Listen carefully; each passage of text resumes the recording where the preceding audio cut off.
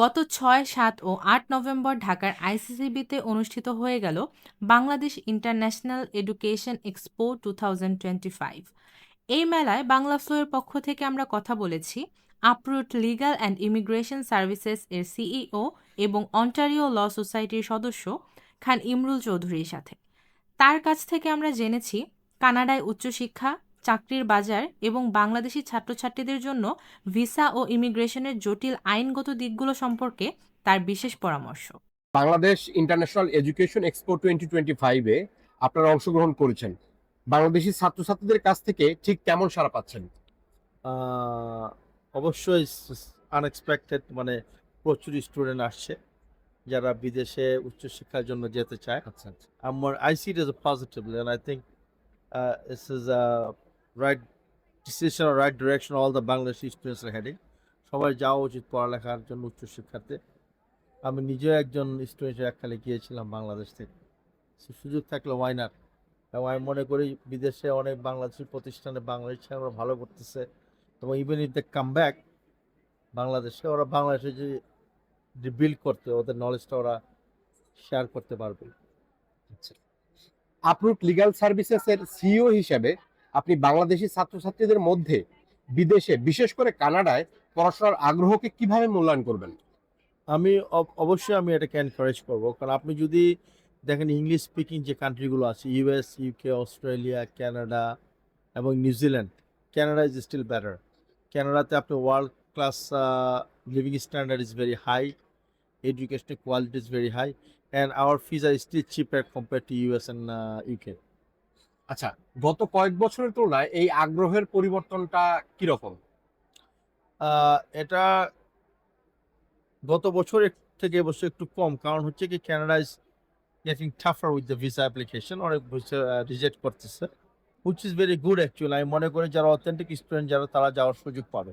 Ontario ল সোসাইটির সদস্য হিসাবে আপনি নিশ্চয়ই অন্টারিওর জব মার্কেট সম্পর্কে ভালো ধারণা রাখেন। বাংলাদেশি ছাত্রছাত্রীরা কি পড়াশোনার পাশাপাশি তাদের লিভিং এক্সপেন্স কভার করার মতো পার্ট টাইম জব সহজে পায়? জব এখন এখন টেকনিক্যালি টু বি অনেস্ট এখন একটু ডিফিকাল্ট টাইম যাচ্ছে, but eventually it be open up. Student যারা, এবং আমাদের গভর্নমেন্টও সেই স্টেপেই যাচ্ছে, যারা লিগালি কাজ করার অনুমতি আছে তাদের কাজ করার সুযোগ। পড়াশোনা শেষে পোস্ট গ্রাজুয়েট ওয়ার্ক পারমিট যেটা, জি। সেটা পেতে আসলে এখন ছাত্রছাত্রীদের অথবা যারা বাংলাদেশ থেকে কানাডায় যায় তাদের আসলে কতটা সহজ অথবা জটিল প্রক্রিয়ার মধ্যে দিয়ে যেতে হয়? না, এটা কোনো জটিল না। আপনার যদি পড়ালেখা ঠিক মতো থাকে, আপনি টেকনিক্যালি আপনি পেয়ে যাবেন। স্পেশালি আপনি যদি ব্যাচেলার্স অথবা মাস্টার্স থাকে আপনার, আপনার জন্য পোস্ট গ্রাজুয়েট ওয়ার্ক পারমিট পাওয়ার কোনো প্রবলেম নেই।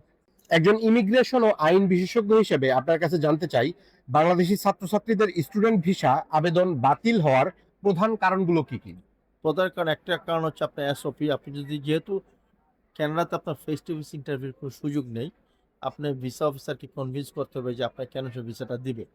সেকেন্ড যেটা হচ্ছে বাংলাদেশি থেকে ডকুমেন্টেশন, ব্যাংক ট্রানজ্যাকশন, এটা খুব স্ট্রিক্টলি, কারণ ব্যাংক ট্রানজ্যাকশনে প্রচুর ভুল থাকে এবং অস্বাভাবিক কিছু লেনদেন থাকে যেগুলো ভিসা অফিসারের নজরে রাখে। এটাই মূল কারণ আমি মনে করি। স্টেটমেন্ট অফ পারপাস বা লেটার অফ এক্সপ্লেনেশন লেখার গুরুত্ব বোঝে না। একটি সফল ভিসা আবেদনের ক্ষেত্রে এই ডকুমেন্টগুলোর আইনি গুরুত্ব ঠিক কতখানি? এটা খুবই গুরুত্বপূর্ণ, কারণ যেহেতু ভিসা অফিসার আপনার সঙ্গে সরাসরি কথা বলছে না, তো আপনাকে কাগজপত্র, আপনি স্টেটমেন্ট দিয়ে আপনি তাকে বোঝাতে হবে যে আপনি কেন কানাডাতে যেতে চান। এই জন্য সবাইকে আমি বলবো, আপনারা যারা আমাদের মতো যারা কানাডাতে, নট অনলি মি, আমার মতো আরো অনেকেই আছেন, আপনি এক্সপার্টদের দিয়ে আপনারা কাজগুলো করাবেন। স্টুডেন্ট ভিসা নিয়ে কানাডায় আসার পর কোনো ছাত্র বা ছাত্রী যদি কোনো আইনি সমস্যায় পড়েন, যেমন ওয়ার্ক পারমিটের নিয়ম ভঙ্গ করা, তাদের জন্য আপনার পরামর্শ কি? তাদের জন্য পরামর্শ হচ্ছে আমাদের মতো এক্সপার্ট কাউকে, যারা আমরা ওখানে আছি, আমাদের সঙ্গে যোগাযোগ করা। আপনারা চাইলে আপলোডে হেল্প নিতে পারেন। আমরা Toronto based immigration farm, definitely আমরা আপনাদেরকে হেল্প করবো। বাজারে অনেক শিক্ষা পরামর্শক প্রতিষ্ঠান আছে। আপনার মতে একজন সাধারণ কনসালটেন্টের সাথে আপরুট লিগ্যাল অ্যান্ড ইমিগ্রেশন সার্ভিসেস এর মতো একটি আইন ও ইমিগ্রেশন বিশেষজ্ঞ প্রতিষ্ঠানের সেবার মূল পার্থক্য কোথায়? মূল পার্থক্য তো হচ্ছে, যেমন মনে করেন আমি, আমাদের মতো যারা আরসিআইসি আছেন, যত যারা লয়ার আছেন, we are authorised by the Indian government to practise immigration law and give you immigration advice. আর বাংলাদেশে অনেক কনসালটেন্ট আছে, ওনাদের তো আসলে তেমন কোনো ক্রিডেন্সিয়াল নাই। And ওনারা, তারপর হচ্ছে মনে করেন আপনার ভিসা যদি রিজেক্ট হয়, আপনি সেটা আপিল করতে পারেন ফেডারেল কোর্টে গিয়ে। সেটা আপনাকে কানাডাতে কোনো ইমিগ্রেশন বিশেষজ্ঞ দিয়ে করাতে হবে, যেটা বাংলাদেশ থেকে আপনার পক্ষে সম্ভব না। এবং যে জিনিসটা হচ্ছে কি দেখেন, now all the information available. Let's say for an example 1 2 3 4 এটা সবাই জানে। 5 6 7 8 এক্সপার্টিজের ব্যাপার, সেক্ষেত্রে আপনার এক্সপিরিয়েন্স কারোর সঙ্গে কাজ করতে হবে। যারা 2025-26 সেশনে কানাডায় ভর্তির পরিকল্পনা করছে তাদের জন্য আপনার প্রধান 3টি পরামর্শ কি হবে? 25 is over, so 26 একটা IELTS এ ভালো স্কোর করতে হবে, ব্যাংক স্টেটমেন্টটা জেনুইন হতে হবে এবং এসবিটা প্রপারলি লিখতে হবে। অনেক ছাত্রছাত্রী কানাডায় পড়াশোনাকে সেখানে স্থায়ীভাবে বসবাসের প্রথম ধাপ হিসেবে দেখে। এই দীর্ঘ প্রক্রিয়ায় সফল হওয়ার জন্য সবচেয়ে গুরুত্বপূর্ণ বিষয়টি কি বলে আপনি মনে করেন? বর্তমানে যে রিসেন্টলি আমাদের যে চেঞ্জেস আর কানাডা অ্যাকচুয়ালি মনে করেন যারা হেলথ কেয়ার, আইটি এইসব সেক্টরে যারা কাজ করবেন তাদের পিআর পাওয়াটা ইজি হবে। আপনার প্রতিষ্ঠান আপরুট লিগ্যাল অ্যান্ড ইমিগ্রেশন সার্ভিসেস এর ভবিষ্যৎ পরিকল্পনা কি?